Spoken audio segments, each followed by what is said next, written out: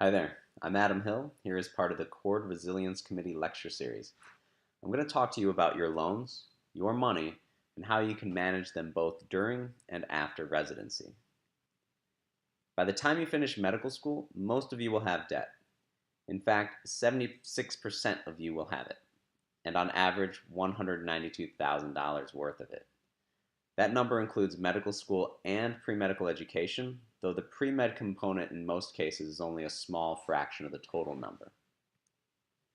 But as you all are keenly aware of, that $192,000 isn't just $192,000, it's so much more because of interest. And since knowledge is power, we're going to spend a few minutes wrapping our minds around the ins and outs of med school debt. Since the majority of your debt will likely be from medical school, we'll focus primarily on those loans. In general, there are two types of loans, public and private. We'll ignore private loans and just focus on the federal, as most of your loans will be from this pool. Under the public loans, there are three kinds: direct unsubsidized, sometimes called Stafford; direct plus, sometimes called Grad Plus or Stafford Plus; and Perkins. Direct and direct plus are through the federal government. For grad school, including med school, these loans are unsubsidized, which basically means that you are accruing interest from the moment the money is dispersed to you. So while you have been in school, your overall loan debt has slowly been getting larger due to this interest. With the Perkins loans, you are actually borrowing money directly through your school if they are enrolled in a particular federal program. So it's quite possible that your med school doesn't offer these. These loans are great because they are subsidized, meaning they don't accrue interest while you're in school. Additionally, as we'll discuss later, Perkins loans do not ever capitalize unless they are consolidated or refinanced. Now that we've covered the types of loans, let's talk about interest. Interest is something we hear a lot about, but what exactly is it? In a nutshell, it is basically a fee to the lending company, in this case the government, for borrowing money from them. Here you can see the current interest rates for federal loans. These change periodically, so yours may be higher or lower than current rates. The rates for your particular loans are based on the rate at the time they were dispersed. You can ask your loan provider or go to the federal website listed here to find your particular rates. Furthermore, once a rate is attached to your loan, it is fixed, meaning that it will not fluctuate throughout its life. Now, as we mentioned with the unsubsidized loans, they begin to accrue interest from the moment they are handed over to you. That interest is based on the amount that you initially borrowed, or the principal. Throughout the life of the loan, every month, interest is being added to your overall debt. I've thrown the equation up here, and as you can see, the interest is multiplied by the outstanding principal. While you're in school, the interest that is accruing or building up is placed into a separate pile from the original principal. So your principal remains the same, while your interest pile will continue to increase. This is important because if the interest were to be added to the principal, then, as you can see in the equation, your accrued interest each month would continue to climb. So be thankful for that.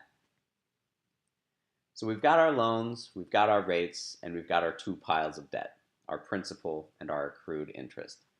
But there's one more thing to know about, and that's capitalization.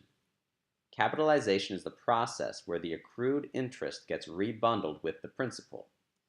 This results in a new, higher principal, and any new interest calculated is based on this new, larger principal.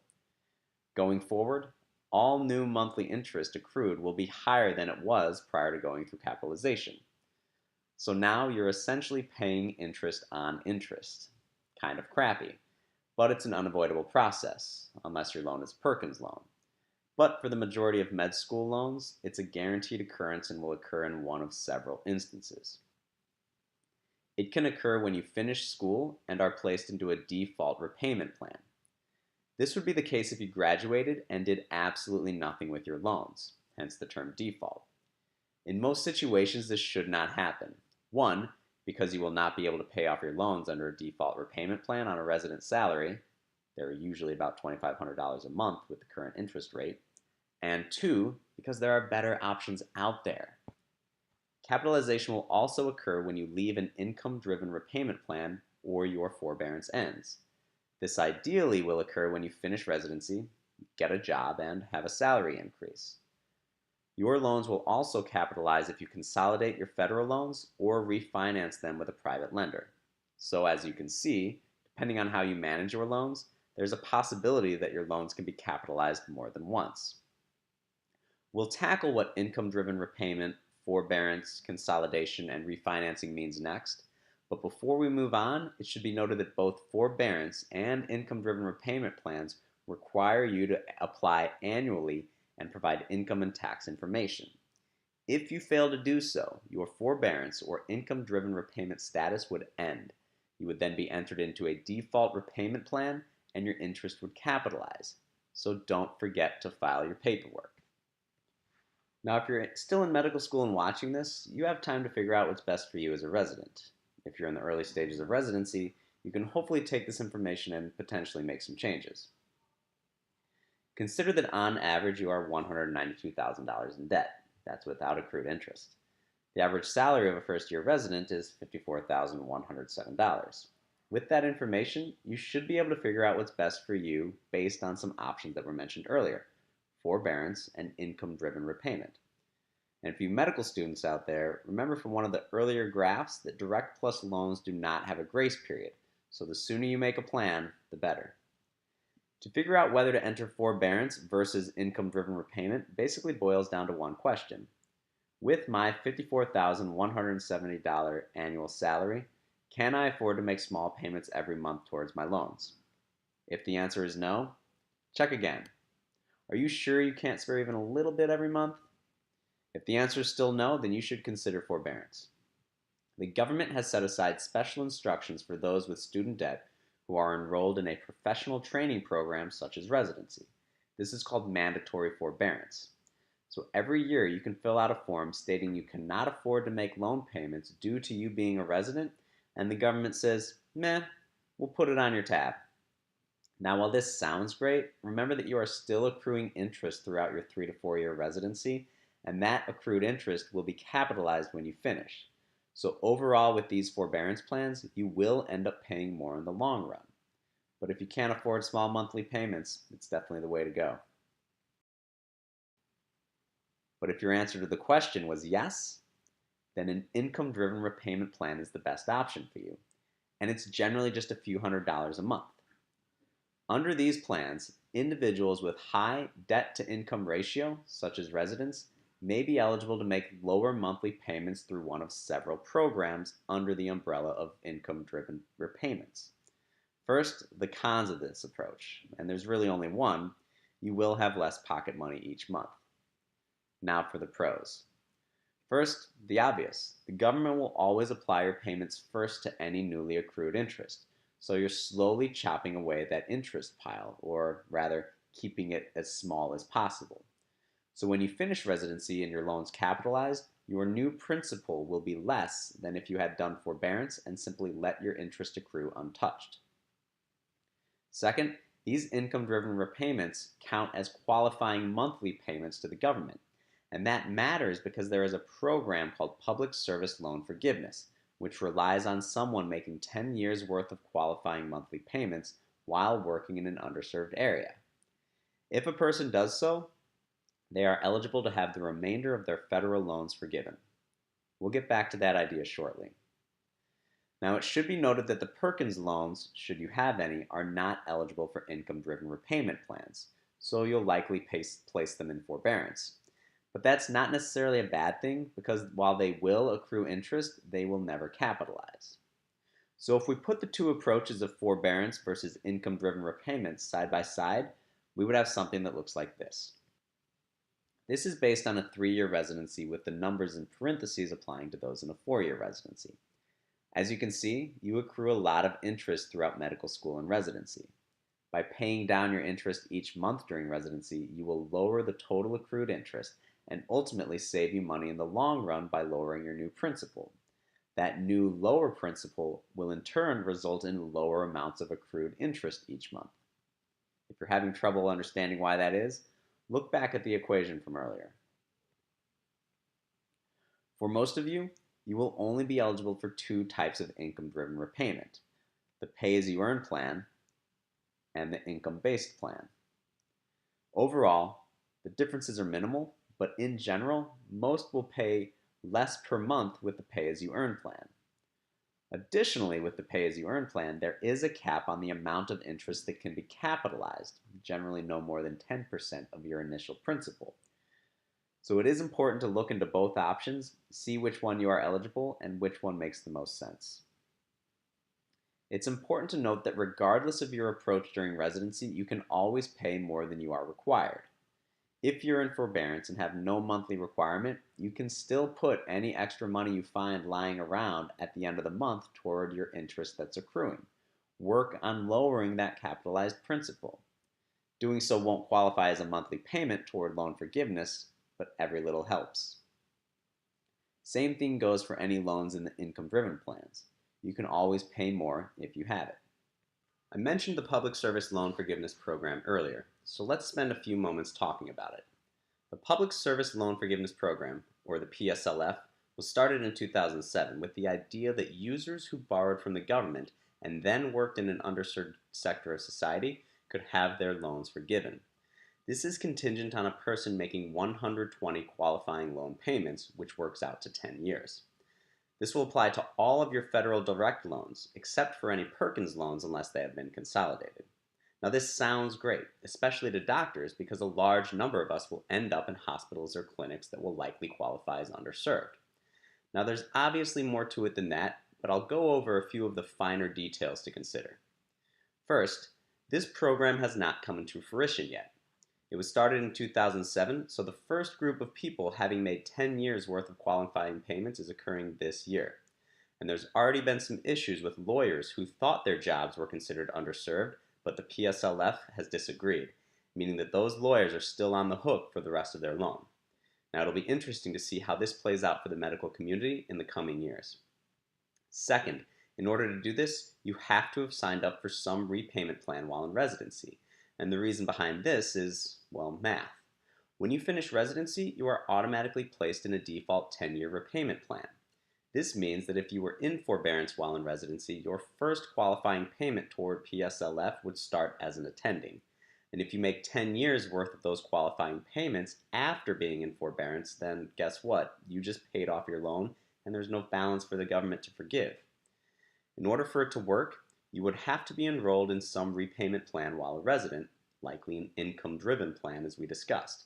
That way, when you finish residency, you've already made 3 to 4 years of qualifying payments, and when you leave residency and are placed into a full payment plan, you'll only be making 6 to 7 years of full monthly payments before the government will hopefully pay your balance. As mentioned, it requires 120 qualifying payments while working for an underserved area. But they do not have to be sequential. There can be gaps if you take a sabbatical or a crazy long vacation. Also, your loans must remain in a federal loan program. This means you can't refinance with a private group, as is very popular right now. So the best option you have for lowering your interest rates might only be federal loan consolidation, which we'll talk about next. Now, some people have counted on this program and chosen jobs based on the belief that they will qualify for PSLF and that their debt will be forgiven. In doing so, however, they may have missed out on opportunities simply because they were hoping to cash in on PSLF. So you need to consider what's more important to you: a job that may not qualify but fits all of your needs, or possibly avoiding 3 to 4 years of loan payments while working a job maybe you don't necessarily love. So we'll have to see how things play out over the coming years and how it will affect our management of loans post-medical school and residency. So stay tuned. Now, let's introduce the idea of loan consolidation and refinancing. Though different terms are used, both consolidation and refinancing basically apply the same principles. They take your loans, combine them, and often give you a new interest rate. In consolidation, the program is through the federal government. You can take your individual, eligible federal loans and essentially combine them into one large loan. The government calculates a new interest rate for this single, large, consolidated loan that is a weighted average of all the loans being consolidated. So in effect, this will raise the rates of some of your loans while lowering the rates of others. So whether or not this is a beneficial program for you will ultimately be based on your individual rates and the amount of loan debt associated with each rate. Consolidation can also lower your monthly payments by extending the life of your loan. Instead of being on a 10-year repayment plan, you may be on a 20 or 30-year plan. If you consolidate, your accrued interest is capitalized. Also with consolidation, you are still eligible for income-driven repayment plans. And finally, if you have been making qualifying payments on your direct and direct plus loans as part of the PSLF, if those loans get bundled under a consolidation plan, you will lose credit for any qualifying payments previously made. Now this is because when you consolidate, you are basically making a whole new loan. So if you do consolidate, you either want to do it after graduating med school, or at the very least, keep out any loans that you have been making payments on toward the PSLF. But in general, until we know what is going on with the PSLF, in most situations, you will not want to consolidate your loans after residency, as there are few clear advantages to consolidation, especially when compared to refinancing. However, there is a caveat. One way of managing your loans using consolidation along with the PSLF program is to consolidate your direct and direct plus loans immediately after graduating and working to obtain an extended repayment schedule, such as 30 years. While in residency, you are making those income-driven payments, which are qualifying payments toward loan forgiveness. Then when you leave residency and are placed into a full payment plan, you still have nearly 26 or 27 years to pay back your consolidated loan. This means that if PSLF works and you maintain eligibility, you can have nearly 20 years worth of loan payments forgiven, because any remaining balance after 120 payments is forgiven. Now this is just a hypothetical and will largely depend on PSLF success. And be aware that your interest will capitalize twice. Also be aware that if PSLF doesn't work out, you'll likely need to refinance through a private lender to get a better interest rate, which will potentially result in another round of capitalization. So you'll need to bust out your calculator and crunch the numbers to see how this works for you. One final non-monetary advantage to consolidating your loans during residency is that with one large single loan, you only have to make one payment to one lender, which can be easy on the brain. Similar to consolidation is the process of refinancing, except with refinancing you are going through a private lender. Essentially, these lenders have a pretty unique business model. Currently with your loans, you're going to be paying the government your principal and your interest. Now let's say that your interest is roughly 6%. These refinancing companies will buy your loans from the government, pay off the principal and the accrued interest, then take your loan and offer you a lower interest rate based on your credit score, financial picture, so on and so forth. They figure, why are these doctors paying the government 6% for 10 years when they could pay me 4% for 10 to 30 years? If you do refinance, just be aware that any interest will capitalize. Many lenders will allow these loans to maintain student loan status for tax purposes, but refinanced loans are not eligible for income-driven repayments. And be aware that you don't have to refinance every loan you have. If you have a loan that already has an extremely low rate, you may want to leave it out of the financial package. One final thing to consider when you consolidate or refinance is that you may be placed in a repayment plan that is longer than your original 10-year default. So be sure to check the fine print. Obviously, if you're in a 10-year plan, your monthly payments are higher than someone with a 30-year plan, but overall you will pay way more over the 30-year plan. So if you find yourself in a longer-term plan, find out if you're penalized for making extra payments, and if not, work to pay it off in 10 to 15 years at your new, lower refinanced rate. So we've covered the basics of loans, what your options are while in residency, and a few options for consolidating or refinancing after residency. But now you're an attending. You're finally making a salary that many consider commensurate of our sacrifice and skill. And per recent stats, almost all of you will have an annual salary around $300,000. But what should we be doing with that income in regards to our loans or retirement? Well, there tend to be two schools of thought with this. One, pay off your loans as fast as you can. And two, focus on investing and building your nest egg while making the monthly payments on your loans. The first option relies on the idea of not paying any more interest on your loans than you have to, because that interest will add up. The quicker you pay off your loans, the less interest you accrue and the less money you will end up paying over the life of the loan. And as we saw previously, that interest will add up into the tens of thousands. This option really seems to appeal to a lot of new attendings, and that makes sense. Let's get out of debt fast, and from then on, every dollar we make is truly ours. But this option tends to be driven by ignorance of the financial world. If you are taking your extra income and pouring it into your loans, you might be missing out on solid financial planning.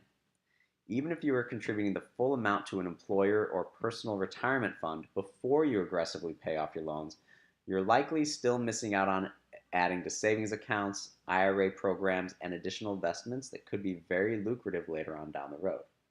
It is not unheard of for a new doctor straight out of residency to make large payments to their loans, be debt free within 3, 4, maybe 5 years, but then have very little in terms of other financial assets.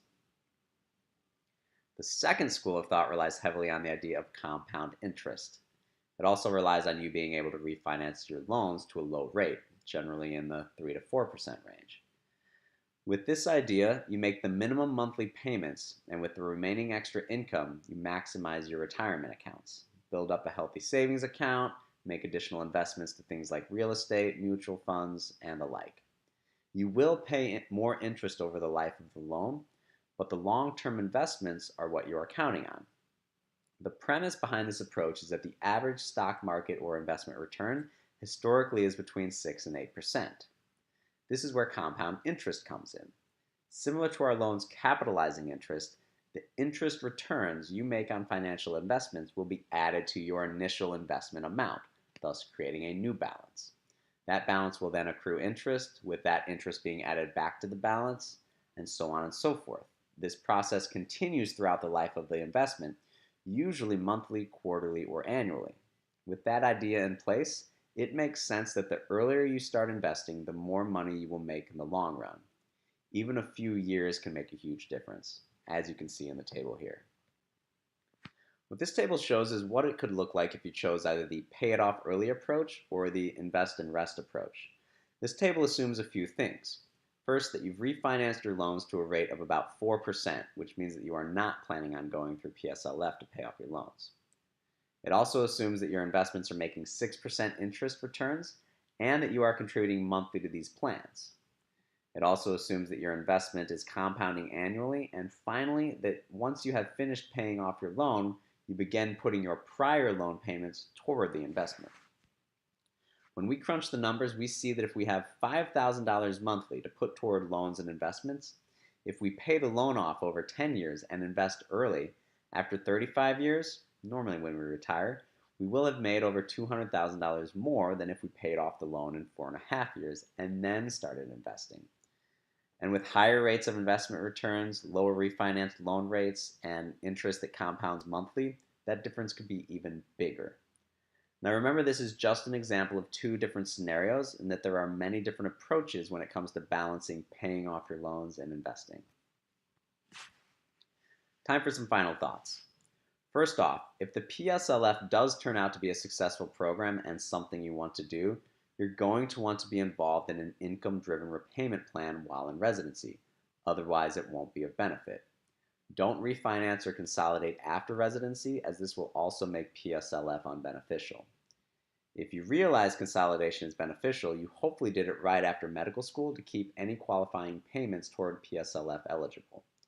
And finally, since your loan is going to be forgiven after 120 payments, there really is no reason to pay extra than your monthly minimum, since anything left over will be wiped clean. But if the PSLF program does not pan out, you're going to want to pay off your loans in a timely fashion while maximizing your long-term investments. That will start by refinancing your loans with a reputable company that can hopefully get you a rate close to 4%, but preferably lower.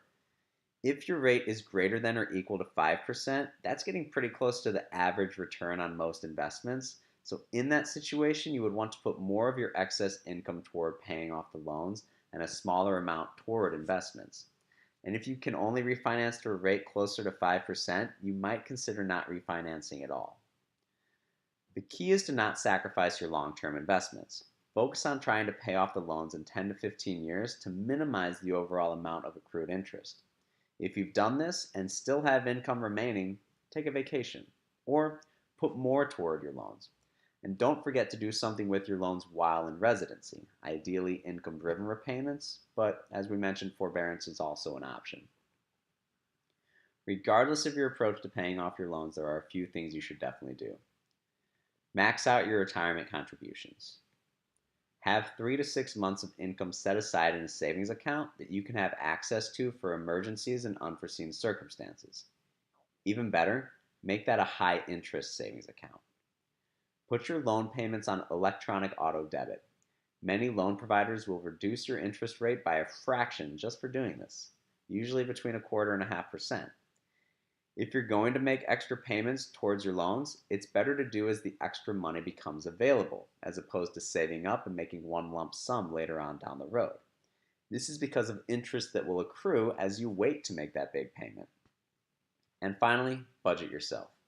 You don't have to live like a medical school student again, but be frugal. The foreign sports car, which is never a good financial decision but can be fun, will need to wait a little bit longer before it winds up in your garage. And I shouldn't have to say this, but do remember that your situation is going to be different from everyone else. Everything included here is a general guideline and can become obsolete in a matter of months depending on the financial market and the federal government, especially when it comes to loan forgiveness programs. Always analyze your situation in light of your own personal needs and desires. Also be aware that there's many different options that I didn't even mention throughout this because there's so many, but these are the generally more popular approaches that people will take. Furthermore, a great resource I found in the past was the financial aid advisor from my former medical school. On more than one occasion during residency, I contacted her office to ask questions and help optimize my situation. Unfortunately, residency programs are not set up to handle this because they do not deal with loans. So as you can see, there are a lot of moving parts when it comes to you and your loans. At the end of the day, the goal is to pay off your loans while accruing the least amount of interest, all at the same time ensuring you are investing in your future. If the government steps in to pay off your loans through PSLF, then so be it. But if not, be ready to make some decisions. Hopefully this talk has given you the tools to do just that. For the Cord Resilience Committee, I'm Adam Hill.